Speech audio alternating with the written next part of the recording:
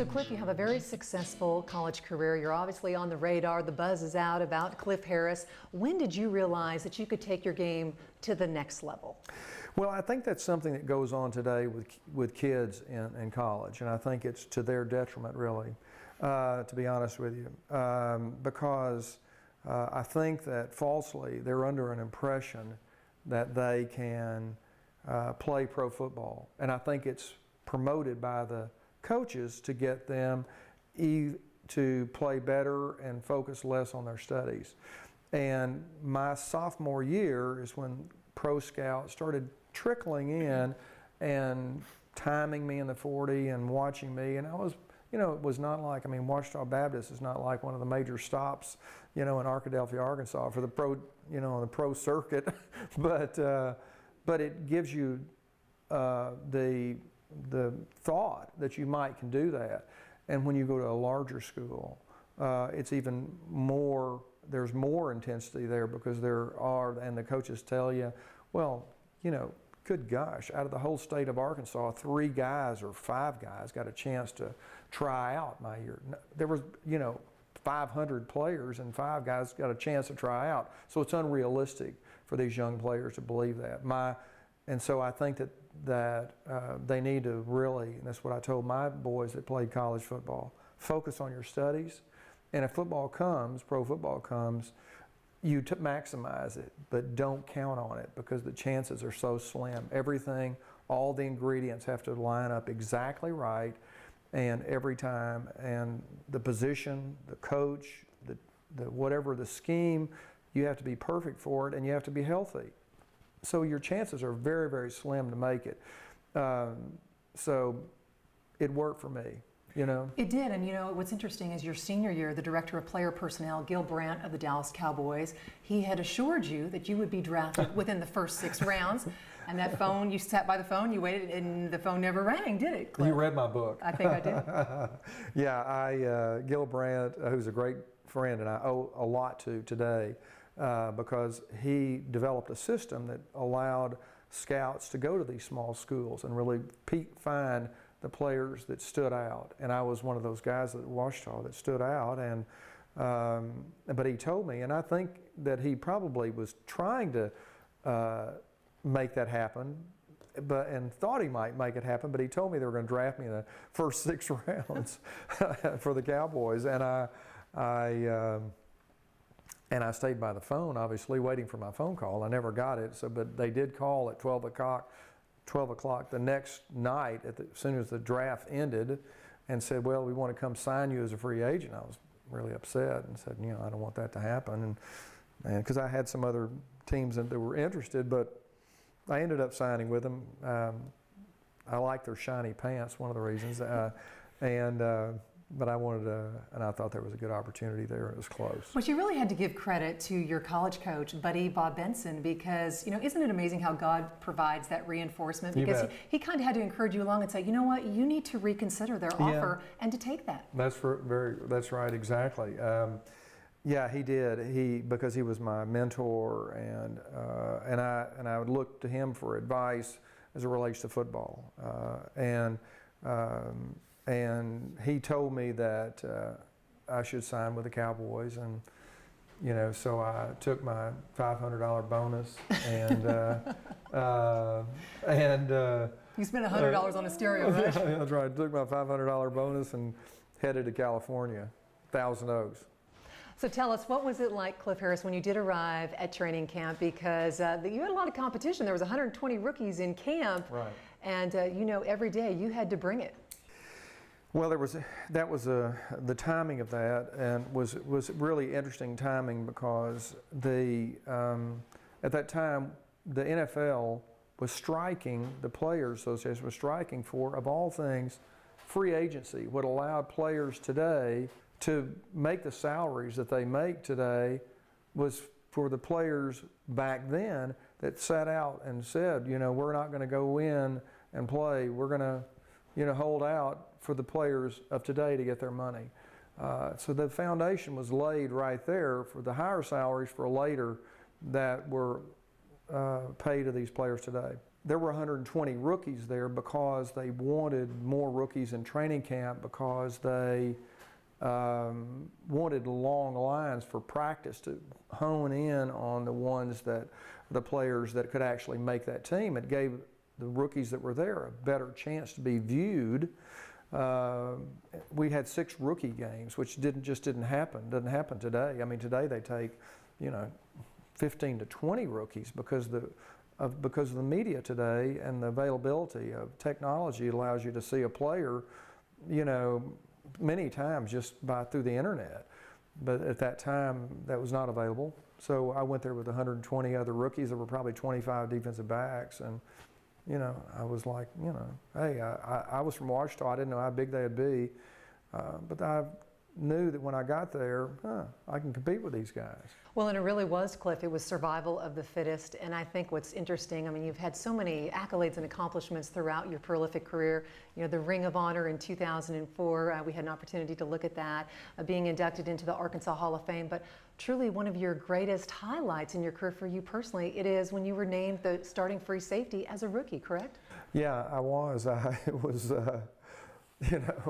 I think the thing that you try to do, I mean, if you think about 120 rookies and then you have 45 veterans that are coming back, so the team is made up of 45 players. So that means they have to cut 120 people, and the 120s either have to come from the veterans or the rookies. And heck, I mean, I was fighting. We fought for a long, long time and long training camp. And the day came Tom was going to, Coach Landry was going to name the starting lineup, and he announced me, the only rookie to make the starting lineup on offense or defense, and announced me as a starting free safety for the Cowboys. And I was like, whoa, man, I made the team. When I made the starting lineup, but it meant I made the team, which was my goal, and my goal was, to try to make the starting lineup, but I was real happy just to make the team. I'm curious though, what was it like to, in the preseason, your preseason game was against the San Diego Chargers, but that first regular season game was against the Giants? The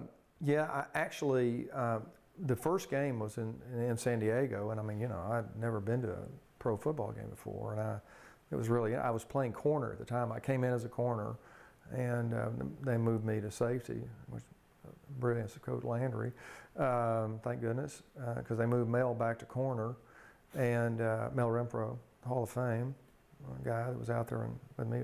But going into San Diego Stadium and playing in my first pro football game and I was playing at corner with all these stars, was quite a thrill. And then we ended up playing the Giants. The first home game was against the Giants, and actually in the Cotton Bowl before we went to the Texas Stadium, which was another, I mean, my gosh, I wanted to go over and shake all the, guys' hands over for the Giants because they were, watching them as a kid, and the same thing was true. I made the starting lineup, and I remember pulling into the lineup in the Cowboy lineup and looking at all these stars up there. I said, maybe I should get some autographs before I get cut here. Bob Lilly and Leroy Jordan, I mean, two cornerstones of the Dallas Cowboys, and George Andre and Larry Cole, Mel Renfro, Cornell Green, the incredible defensive back. I mean, just an all-pro, should be in the Ring of Honor without any question. And here I was as a rookie from Washita Baptist, and Bob Lilly said to me, hey, we're going to the Super Bowl this year, rookie, and I don't want you to do anything that's going to mess it up. Do you understand? I said, yes, sir, Mr. Lilly, I understand. I won't. So we ended up going to the Super Bowl that year. Well, I would anticipate that there had to have been some trepidation on your part. How did you not allow anxiety to overwhelm you, and you had that mental edge? Well, I just think that the thing about it is I think it's like an actor on a stage. No matter how many people are in the stadium, the stage is the stage. And the same thing is true with the football field, because we're actors and performers. And I didn't really look around at the stadium and there were people there and get freaked out about it. I wanted to perform at the high level and really listen to Bob Lilly, a great leader that he was, and Leroy and those guys about their goal and the intensity and the purpose and the focus that they had. And about today's Cowboys too, we can talk about that whenever you would like, but there was a passion there, a deep-rooted passion that that I was on that wave and carried along with them, that that allowed me to perform at high levels because of them, you know, because I could feel that they wanted very badly to accomplish that, and I wanted to be a part of it, and I was a teammate, so I didn't want to let them down. Cliff, I do have to take this opportunity to ask you a little bit about what was it like to play for a legendary coach in Tom Landry, because his coaching style was completely different than Coach Benson at Ouachita Baptist. Well, yeah, it was.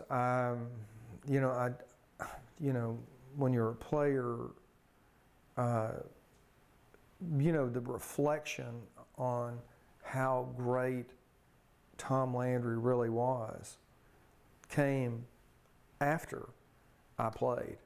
Not during that time that I played, but after I played, because, you know, when you look back on your career and you play 10 years and you go to 5 Super Bowls, you can't say, man, I did a good job. You have to think, Coach Landry was amazing. He was a genius, and a genius in so many at so many levels. First, he was a man of character. He surrounded himself with coaches that had character. He surrounded himself with players that had character. He was brilliant on the strategic side of things, but he also built an organization that was a quality organization. And you know, I was I mean, people forget you're 20 years old when you're playing pro football. I was a 20-year-old kid, you know, and then you look back after you look back on your career and say, oh my gosh, I played, you know, in 5 Super Bowls and was surrounded by all these great guys that ended up, you know, look at the guys that Coach Landry surrounded himself with that were head coaches later. I mean, Dan Reeves, Mike Ditka, you know, Jim Myers, Ernie Stautner, my great coach, Gene Stallings. I mean, one of my best friends and my mentor today, Gene Stallings. I mean, those were guys that were, I mean, have stepped up into the ranks of life and continued a legacy of Coach Landry's and become men of character, you know, men of God. I mean, so you know, when you're 20 and you're wild, you don't think that way. You look back and reflect on it. Of course, Tom Landry, faith, family, football, that's what he lived by, but also he was way ahead of his time as far as his approach with the game and all the different things that they had you guys doing in those training camps, correct? Right. I mean, he was a real innovator. I mean, things today that, I mean, were as simple as that we wouldn't have, you wouldn't have thought of. I mean, of you know, computerized printouts that had 6 games of the previous play. And I went through very faithfully every week, and I knew exactly what they were going to do when it was where they were in field position, and it was something we studied, and we were very, very prepared. You know, Tom Landry, we had a Tai Chi coach come in that taught us, and I still have taught my boys how to use these movements today, and they use them in football. They're and because 2 of your boys played at the collegiate level, correct? Yeah, 2 boys played at collegiate level. One played at the University of Richmond, my older son, and the other played at the University of Arkansas, and he's now coaching at Texas Tech. Matt Harris and Andrew Harris was played at Richmond, but we had a track coach. I mean, everybody had weight coaches, but they had a weight coach and a track coach that taught us how to run, and Tai Chi coach, and had a sensory deprivation tank. That's another story. I mean, he was a real innovator, and it was a brilliance that allowed us to achieve. And his way he motivated us through subtle psychology, Coach Landry was just amazing.